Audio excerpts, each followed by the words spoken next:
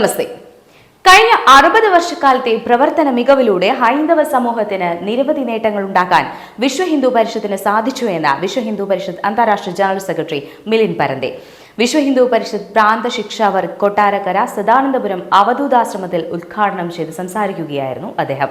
വിശ്വ ഹിന്ദു പരിഷത്ത് സംസ്ഥാന working president V R Rajasekharan, സംസ്ഥാന general secretary advocate Anil Vilayil എന്നിവർ സാന്നിധ്യം അറിയിച്ച ചടങ്ങിൽ 100ഓളം ശിക്ഷാർത്ഥികളും ശിക്ഷകുമാരും പങ്കെടുത്തു.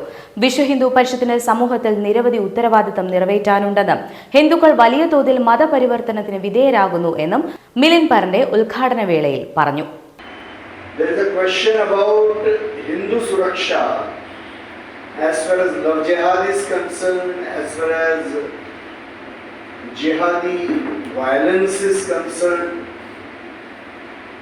as far as Goraksha is concerned, as far as Hindu religious convergence to Muslims and Christians are concerned. രണ്ടാമതായി നമുക്ക് പ്രധാനമായി ശ്രദ്ധിക്കേണ്ട ചില മേഖലകളുണ്ട്. ഹിന്ദുക്കളിൽ നിന്നുള്ള ധാരാളമുള്ള മതപരിവർത്തനം, ഗോരക്ഷ, ജിഹാദികളുടെ അക്രമ പ്രവർത്തനങ്ങൾ, ലവ് ജിഹാദ് തുടങ്ങി ഹൈന്ദവമായി ബന്ധപ്പെട്ട ധാരാളം കാര്യങ്ങളുടെ ഒരു സംരക്ഷണം ഒരുക്കേണ്ട ബാധ്യതയും നമുക്കുണ്ട്. And then crores and crores of our Hindu society are still below poverty line. So we have to bring them up. Then only the utthana of Hindu society, Hindutva in our country is possible. കോടിക്കണക്കിന് ആൾക്കാരാണ് ഹൈന്ദവ സമൂഹത്തിൽ ദാരിദ്ര്യരേഖയ്ക്ക് താഴെയുള്ളത്. അവരെയൊക്കെ എന്നും ദാരിദ്ര്യത്തിൽ നിർത്താതെ അവരെയൊക്കെ ഉദ്ധരിക്കുക അല്ലെങ്കിൽ ഉയർത്തിക്കൊണ്ടുവരിക എന്ന് പറയുന്ന വളരെ വലിയൊരു ഉത്തരവാദിത്വം നമുക്കുണ്ട്.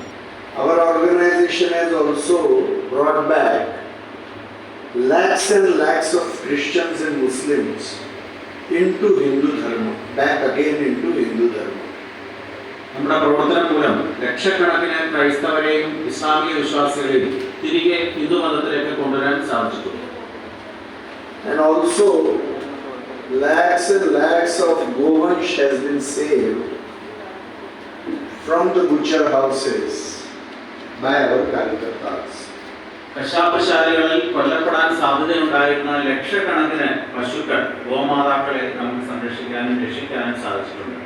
മെയ് 9 മുതൽ 19 വരെ നടക്കുന്ന ക്യാമ്പിൽ അഖിലേന്ത്യാ കാര്യകർത്താക്കളും പ്രാന്ത കാര്യകർത്താക്കളും പങ്കെടുക്കും.